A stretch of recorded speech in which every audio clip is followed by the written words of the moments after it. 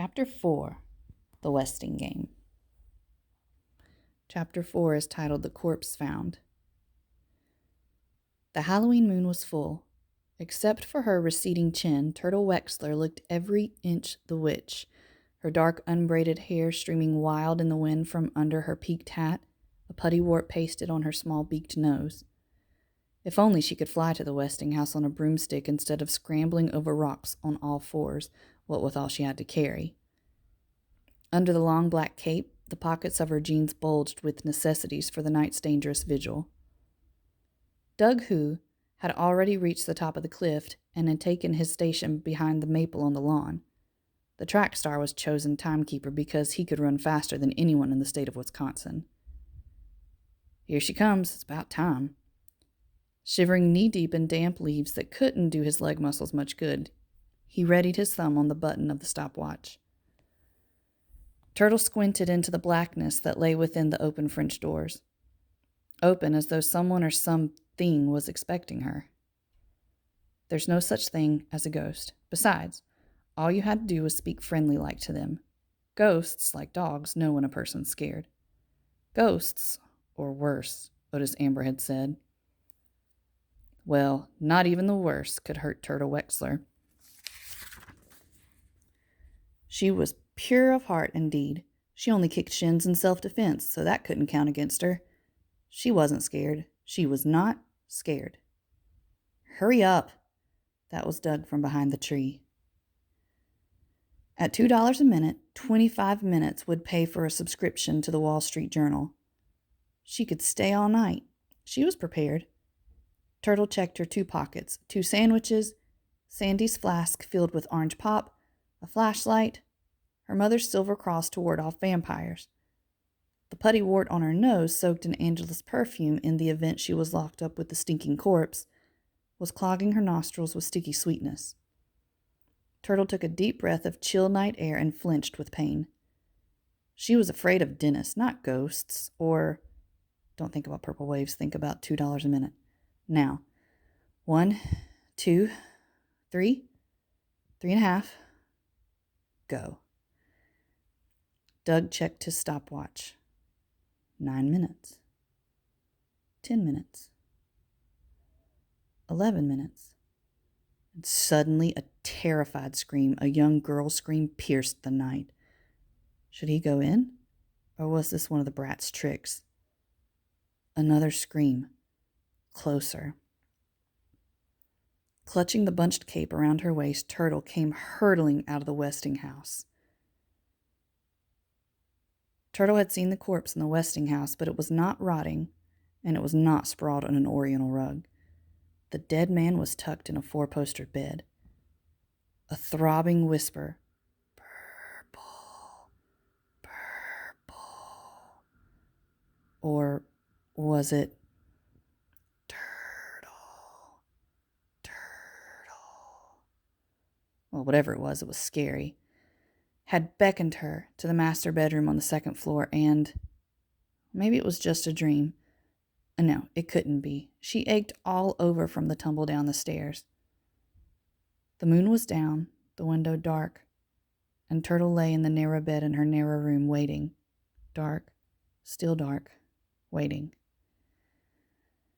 At last, slow morning crept up the cliff and raised the Westing house, the house of whispers, the house of death. $2 times 12 minutes equals $24. Thud! The morning newspaper was flung against the front door, and Turtle tiptoed through the sleeping apartment to retrieve it and climbed back into bed. The dead man staring at her from the front page. The face was younger, the short beard darker, but it was he all right. Sam Westing found dead. Found? No one else knew about the bedded down corpse except Doug, and he had not believed her. Then who found the body? The Whisperer? Samuel W. Westing, the mysterious industrialist who disappeared 13 years ago, was found dead in his Westingtown mansion last night. He was 65 years old. The only child of immigrant parents, orphaned at the age of 12, self-educated, hard-working, Samuel Westing saved his laborers' wages and bought a small paper mill. From these meager beginnings, he built the giant Westing Paper Products Corporation and founded the city of Westingtown to house his thousands of workers and their families. His estate is estimated to be worth over $200 million. Turtle read that again. $200 million? Wow. When asked the secret of his success, the industrialist always replied, clean living, hard work, and fair play. Westing set his own example. He neither drank nor smoked and never gambled. Yet, he was a dedicated gamesman and a master at chess. Turtle had been in the game room. That's where she picked up the billiard cue she had carried up the stairs as a weapon. A great patriot, Samuel Westing was famous for his fun-filled 4th of July celebrations. Whether disguised as Ben Franklin or a lowly drummer boy, he always acted a role in the elaborately staged pageants, which he wrote and directed. Perhaps best remembered was his surprise portrayal of Betsy Ross. Games and feasting followed the pageant, and at sunset Mr. Westing put on his Uncle Sam costume and set off fireworks from his front lawn. The spectacular pyrotechnic display could be viewed 30 miles away. Fireworks! So that was what was in all those boxes stamped danger, explosives stacked in the ground floor storeroom. What a pyrotechnic display that would make if they all went off at the same time. The Paper King's later years were marred by tragedy. His only daughter Violet drowned on the eve of her wedding, and 2 years later his troubled wife deserted their home. Although Mr. Westing obtained a divorce, he never remarried. 5 years later, he was sued by an inventor over rights to the disposable paper diaper. On his way to court, Samuel Westing and his friend, Dr. Sidney Sykes, were involved in a near-fatal automobile accident. Both men were hospitalized with severe injuries. Sykes resumed his Westingtown medical practice and the post of county coroner, but Westing disappeared from sight. It was rumored, but never confirmed, that he controlled the vast Westing Paper Products Corporation from a private island in the South Seas. He is still listed as chairman of the board. "We are as surprised as you are and deeply saddened," a spokesman for Julian R. Eastman, president and chief executive officer of the corporation, stated when informed that Westing's body was found in his lakeside home. Dr. Sykes' response was, "A tragic end to a tragic life. Sam Westing was a truly great and important man." The funeral will be private. The executor of the Westing estate and the deceased requested that in place of flowers, donations be sent to blind bowlers of America. Turtle turned the page of the newspaper, but that was all. That was all. There was no mention of how the body was found. There was no mention of the envelope propped on the bedside table in which a shaky hand had scrawled, "If I am found dead in bed." She had been edging her way against the four-poster, reading the words in the beam of the flashlight, when she felt the hand, the waxy, dead hand that lay on the red, white, and blue quilt.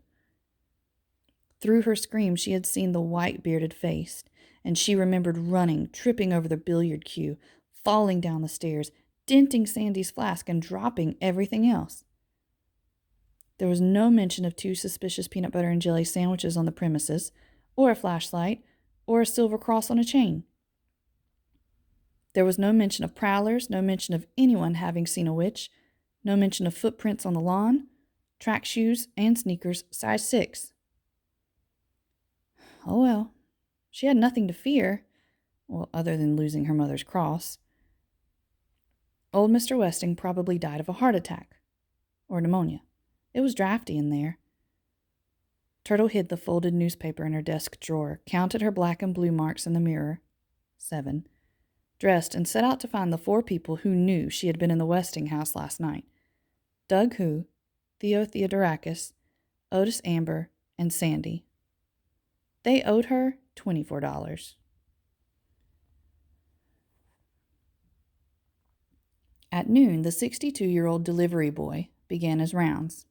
He had 16 letters to deliver from E.J. Plum, attorney at law. Otis Amber knew what the letter said because one was addressed to him.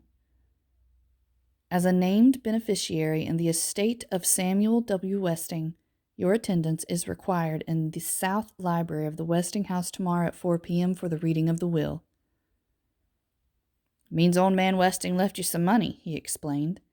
Just sign this receipt here. What do you mean, what does position mean? It means position, like a job. Most receipts have that to make sure the right person gets the right letter. Grace Windsor Wexler wrote housewife and crossed it out, wrote decorator, crossed it out, and wrote heiress. Then she wanted to know, who else? How many? How much? I ain't allowed to say nothing. The other heirs were too stunned by the unexpected legacy to bother him with questions. Madame Who marked an X and her husband filled in her name and position.